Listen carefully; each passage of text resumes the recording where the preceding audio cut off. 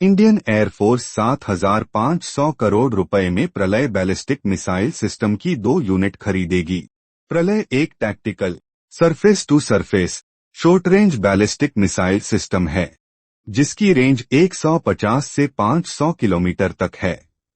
यह मिसाइल अपने साथ 1000 केजी का वारहेड ले जाने में सक्षम है। इस मिसाइल को इंटरसेप्ट करना बहुत ही ज्यादा मुश्किल होता है, क्योंकि यह मिसाइल फ्लाइट के दौरान अपना रास्ता चेंज करने में सक्षम है। डीआरडीओ के द्वारा डेवलप की गई इस मिसाइल का डेवलपमेंट 2015 में शुरू हुआ था और 2021 में इसका सफल परीक्षण किया गया। इंडियन एयरफोर्स के बाद में इंडियन आर्मी को भी प्रलय बैलिस्टिक मिसाइल की 1 यूनिट दी जाएगी। डीआरडीओ प्रलय बैलिस्टिक मिसाइल की रेंज बढ़ाने पर काम कर रहा है। चाइना और पाकिस्तान दोनों के पास टैक्टिकल बैलिस्टिक मिसाइल है। इंडिया वाइब्रेंट विलेज प्रोग्राम के अंतर्गत अरुणाचल प्रदेश में लाइन ऑफ एक्चुअल कंट्रोल के पास स्थित गांव को फास्ट ट्रैक मोड के अंतर्गत विकसित किया जा रहा है। इन गांव में सेंट्रल और स्टेट एजेंसी कई डेवलपमेंट और इंफ्रास्ट्रक्चर प्रोजेक्ट पर काम कर रही है। इन प्रोजेक्ट के द्वारा इंडियन मिलिट्री और टूरिस्ट इन इलाकों को आसानी से एक्सेस कर पाएंगे। इन गांव में homestay, trekking, camping site, adventure sports और स्पिरिचुअल सेंटर को विकसित किया जा रहा है। हाल ही में चाइना ने अरुणाचल प्रदेश में स्थित कई इलाकों का नाम रखा और उन पर अपना अधिकार भी जमाया। चाइना ने सिक्किम, उत्तराखंड और अरुणाचल प्रदेश में एलएसी के अपोजिट में कई मॉडल विलेज स्थापित किया है। इन मॉडल विलेज के द्वारा चाइना एलएसी के पास स्थित एरिया पर अपनी पकड़ को मजबूत कर रहा है। चाइना के मॉडल विलेज प्रोग्राम के जवाब में भारत ने वाइब्रेंट विलेज प्रोग्राम को लॉन्च किया है।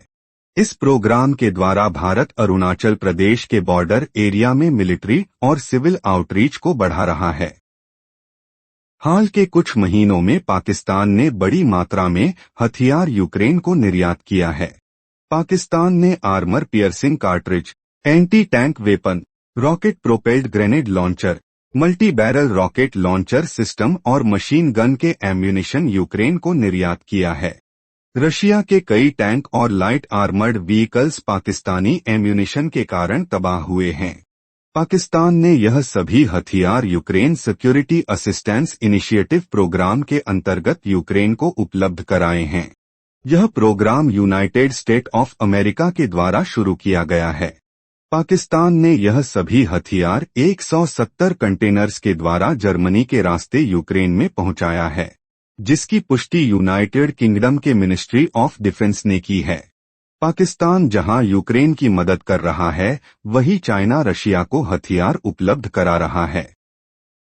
एक रिपोर्ट के अनुसार इंडियन आर्मी को 700 लाइट बैटल टैंक की आवश्यकता हो सकती है। करंटली डीआरडीओ और प्राइवेट कंपनी एल&टी मिलकर जोरावर नाम का लाइट बैटल टैंक डेवलप कर रहे हैं।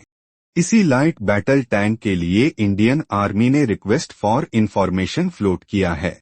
शुरुआती रिक्वायरमेंट के हिसाब से Indian army 354 light battle tank को इंडक्ट करेगी।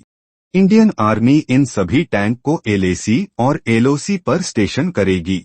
चाइनीज आर्मी ने लद्दाख के अलावा उत्तराखंड, तवांग और अरुणाचल प्रदेश जैसे एरिया में हॉटस्पॉट क्रिएट कर रखा है, जिसके कारण अभी तो इन सभी एरिया में लाइट टैंक की आवश्यकता पड़ेगी।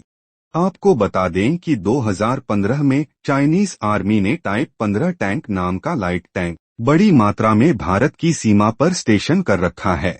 चाइना के पास लगभग 500 टाइप 15 टैंक है।